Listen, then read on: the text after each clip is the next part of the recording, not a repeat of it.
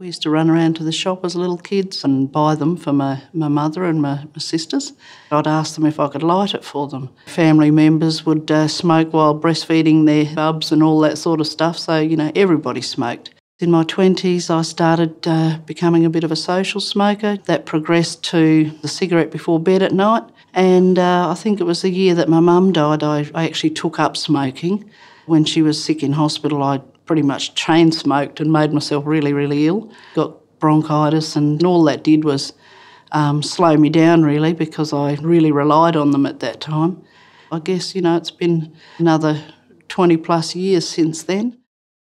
The last 12 plus months have been pretty tough. I've lost 3 brothers, all of them to cancer or cancer-related causes.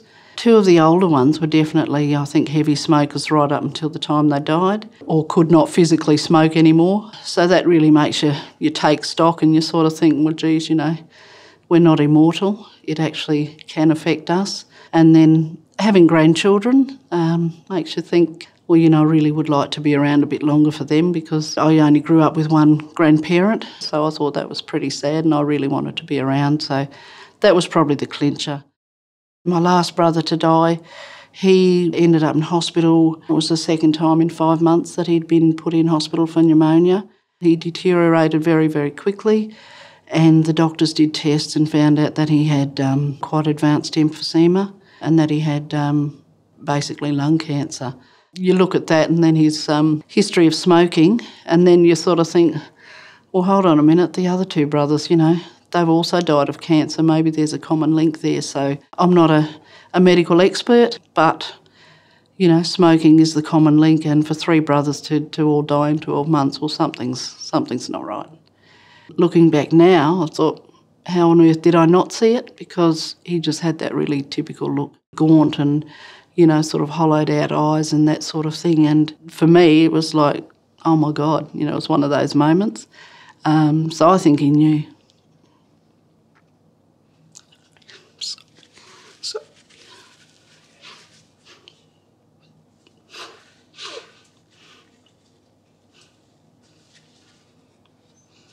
Sorry, I thought I was past this. I know it is still fairly early days for me in my non-smoking, but my chest has felt the best that it has since I can remember. I don't have that horrible phlegmy, rattly chest, and I've got a lot more energy. I can run around with the grannies without getting so puffed out. That's a real bonus. I'd love to be able to give some really inspiring and motivating words to help people give up smoking, but everyone has to find their own motivation.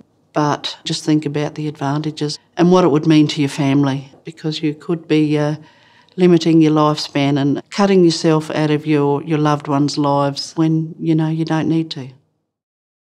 I have to say, all the ads you see on the telly about the horrible damaged organs do absolutely nothing for me. They don't scare me because, you never imagine yourself looking like that or ending up like that. But the ad that did get to me was the,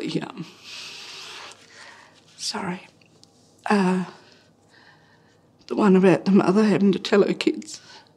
Yeah. So that's what I mean about different motivation. Will spur different people on.